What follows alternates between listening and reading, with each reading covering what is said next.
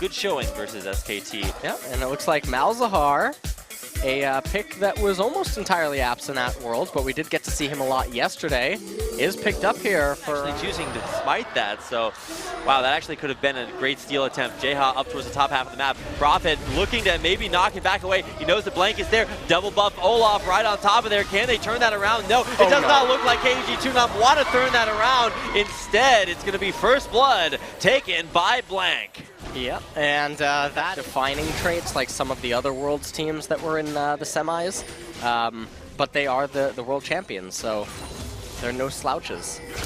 Really interested to put all eyes. Oh my gosh! All right, well, right as I was about to say, all eyes on Prophet, their new top laner. He gets a 1v1 solo kill. Negated by the fact that Fire Rain has been killing Voidlings, and that is not attributed inside of the CS score. So bottom lane, Chandong and Jihoon, not long for this world. Even Prophet coming down to pick up himself up, not one, but both kills. Now 4-0, the start for SK Telecom. Bottom lane, cookie cutter dive, and it works out once again.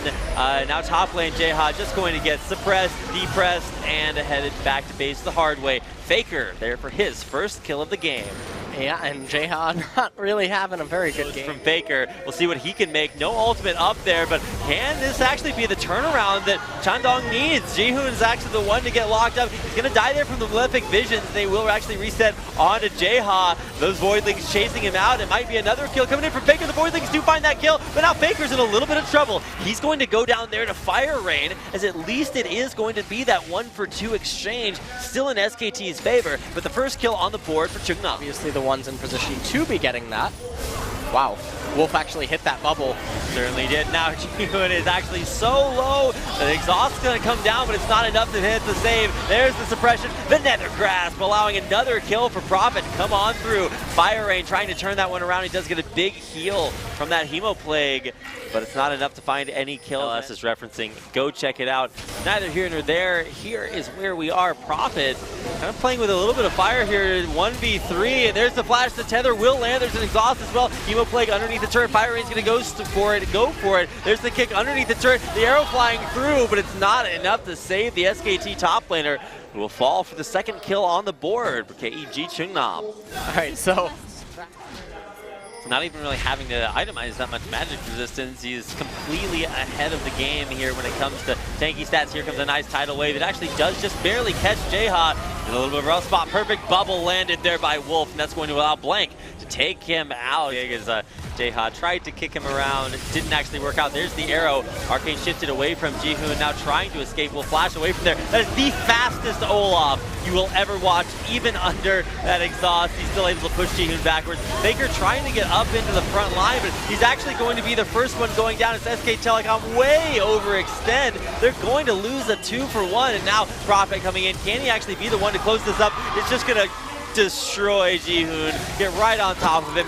Clear off. Okay, the hammer enemy. Okay, they finally are going to start the Baron. No damage, of course, being taken from this thanks to Malzahar's Voidling army. They're hesitating.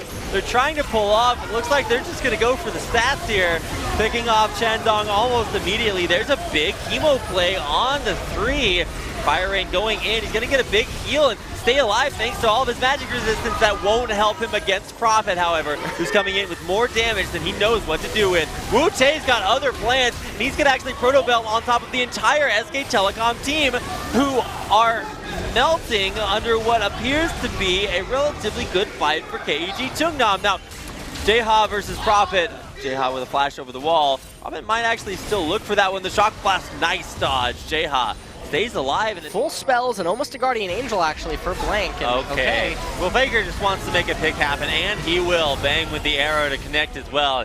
That might just be the pick that SK Telecom need for Baron. Yeah, and you see a ping going down there on bottom lane.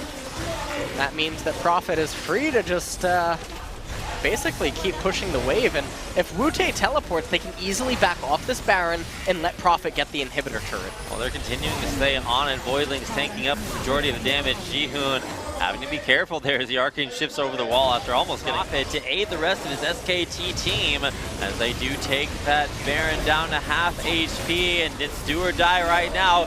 KEG Chungnam will not be able to get there in time to steal the Baron away from SK Telecom. Shandong and Jihoon off to the side are actually taking a lot of damage. Faker is forced away. Another gigantic ult from Wu-Tae starts to turn this fight maybe around. He is going to take so much damage, and Profit is just unmatched. Nothing that they can do to stop this SK Telecom top laner aside from just kick him away. A perfect shock blast. It's a triple kill so far. Blank to finish things off, and that is a minions. There's no hope anymore for Chungnam, at least not in game number 1. But still, nonetheless, they did still have some pretty decent team fighting against SK Telecom at certain points, and turns out an 11,000 gold lead is pretty good. That'll do it.